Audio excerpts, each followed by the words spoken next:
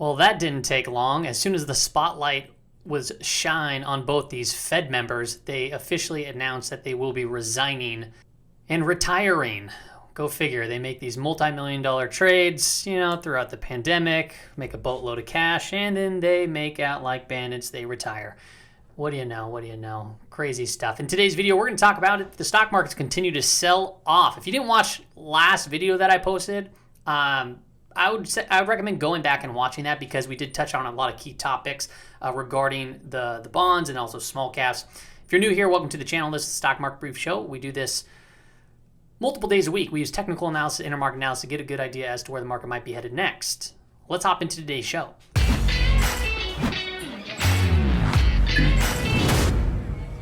All right, welcome back. So we're going to look at the market dashboard here really quickly, and we're going to look at the 11 sectors on the right-hand side of the screen that make up the S&P 500. And what you'll notice here is a complete tug-of-war.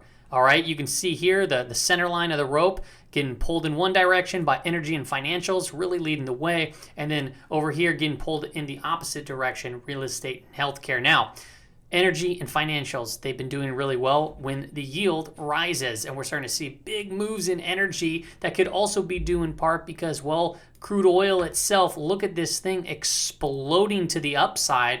We talked about this on this breakout and this retest, and bam, bam, bam, 4 trading days in a row, we're coming up very, very high levels. This is now an area of resistance, 76 to 77. So let's see what the price does right there. Energy's been on a monster run, so I wouldn't be too surprised to see it take just a little bit of a breather, as well as even financials. They've been making some extraordinary runs, and sometimes you have to just digest and let that breathe a little bit.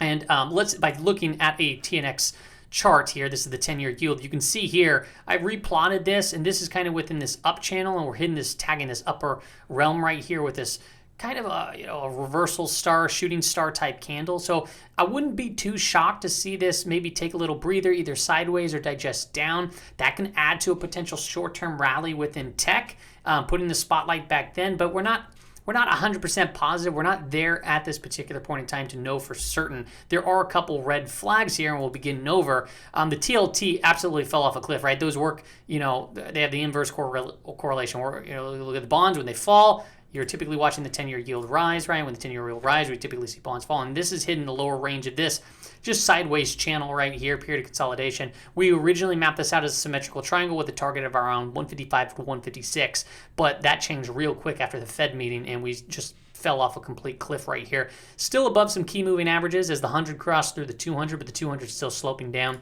And then here, you can see the PMO is kind of going vertical up, and it's getting above these moving averages, which suggests to me that there still could be room for the TNX to travel and stay at these higher elevated levels, and that could be still very good for financials. Eventually, financials are going to have to take a little bit of a breather. It's been on a monster run. The dollar seems pretty guarded. This is still relatively elevated, and we know that when the dollar moves higher and it moves up higher faster, it actually takes down the S&P 500. And you mix in a couple things here, okay? This is where it gets interesting. When the 10-year yield, right, when this spikes up, that puts a lot of weight, a lot of pressure on tech, okay? And tech, well, if you look at the S&P 500, it's being driven by 7 companies, right? Or 8, 10 companies. That's the bulk of it is being driven by what's known as the Fangman stocks, those big, heavy-weighted tech stocks. And if this continues to stay at elevated levels or rise, that can put pressure, right, on the S&P 500, which we didn't see fall too hard today, right? S&P 500 only down 12.37, okay? That's 0.28%. Why, though? Why is that the case? Well, because financials held it in place and energy held it in place, and honestly, tech didn't fall all too hard for the most part, but there's still a lot of red flags taking place. So first off, the dollar, if this all of a sudden breaks higher, that can be a risk-off type move, and that could send, obviously, the S&P 500 down further. We talked about that right here when it came into an area of support, and it ripped higher. That brought the S&P 500 down. Then when we hit into this resistance, it fell that one day, and now we're bounced back up, and guess what? I'm sorry, I'm stuttering on my words here. It presented itself a nice bounce opportunity for the S&P 500, which we also discussed the possibility for that because a lot of the indicators that we looked at, a lot of the signal charts were very overextended, okay? Now, why is it that I believe that maybe potentially there can still be some more selling? Well, first off, we're right here at a level of resistance where we could potentially break out, okay? And that could put pressure. Another reason we'll get into once we get into the S&P 500, but here's another indicator that I like using. This is looking at the trend on a 60-minute time frame, okay? And what we're doing is we're apply the trend on a moving average of a 10-period moving average, and we have these couple levels here, okay? I learned this from legendary technical analyst Tim Ord, and what he found, and what now I like to show and like to use is when it crosses, the moving average crosses down to this red line, that's typically when bearish price action starts to happen in the S&P 500. Doesn't mean crashes are going to take place by any means, but as you can see, across through here, we headed lower across here, lower, lower, lower, lower, well, kind of lower, and then we bounced and then went lower. This was like just sideways chop. And then here was the last time I called out right before we got into that area, we fell lower. So why am I bringing it up again? Well, we saw an extraordinary rally here, and this could be very well a dead cat bounce, especially as we're seeing the trend start to tick lower. That doesn't mean it's going to be a guarantee, but what I will pair this with is the S&P 500 chart, okay? Now, what do we notice here? This is very interesting. Give you a second if you can find it. Obviously, we had a technical break. That has some implications, okay? That's one thing. All right, the next thing that I want to call out here is one, we got very overextended. We're bouncing, right? We saw that in the signal charts. No big deal. But if you pay very close attention, what you'll notice is it sold off on increasing volume, significantly increasing volume, okay? And when it rallied, it did so on declining volume. So it tells me that there is more conviction to the downside than there is to the upside right here. So that is something just to be mindful of. That doesn't mean anything, right? Because it could change very quickly. I think we have Powell speaking and even Yellen speaking that are probably going to juice the market some. We'll see what happens with that. And if you look at the 15-minute time frame, well, look at this. This is now the shift. It's starting to shift. The 5-day moving average was bearish. And we said, wait for it to go flat. That goes neutral. And then when it starts turning up, that's bullish, okay? I would like to see it hold up there a little bit longer to call this little spike here bullish, okay? But that is now in short-term bullish context. Overall, though, on this chart, right, it's still technically just down and we're cupping right here, okay? But you can see it's a lot of consolidation, expansion, contraction. Probably going to see some sort of expansion, right? Expansion goes to contraction. Contraction leads to expansion. So we're going to break down or we're going to break out. Okay, could be a little bull flag forming right here. If we start getting above this volume profile, pow, we can shoot up to the upside, probably around to 450. 447 looks like an area of resistance too if you just look back right over here. Okay, so that's something that we need to pay attention to. From a bearish perspective, take a look at the VIX. We had a long falling wedge here. We busted out, okay, and we came back down. I redrew this out because you can see a little tiny inverse head and shoulders. It could mean something, all right? But what would this do? Well, a breakout of this 19 level could really very well pop us right up to fill this gap right above us. And then we could potentially head lower, right? Okay, the Bollinger Bands, they're contracting right here. We have some support beneath this and we have resistance. I think that that's very possible, as we saw the last 30 minutes of trading, see this little pop to the upside, that we fill this gap. Chances are we'll fill that gap. I don't know if it's going to be tomorrow or not, but I just pay attention to this 21 level because if we pop up through there, that's that inverse head and shoulder. We pop that and that can act as a level of resistance. You can see the RSI turning up there too as well. If you take a look at the Dow Jones Industrial Average, we've been following this rising wedge. All right, the 5-day moving average now is starting to incline, so that's the early start of a potential trend, short-term trend change.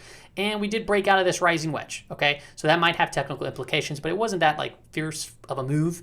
But we did break down, okay, nonetheless, and we have a little bit of a negative divergence that's been taking place here on the PMO too, okay? Now the NASDAQ.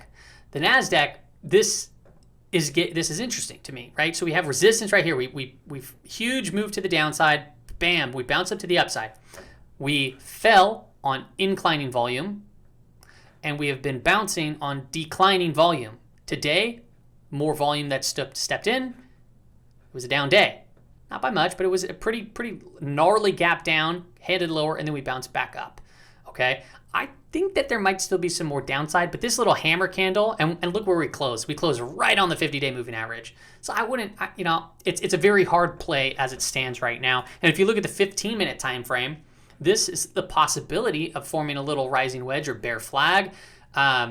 And we have also the 5-day moving average starting to incline here, okay? So it's starting to move up here. That can change if we start breaking down and head lower with this. If we break out of this, that could send us, 73, 68, so about $5 lower. So, yeah, 365, I'd say. If we start breaking down from that, 365 would be a target.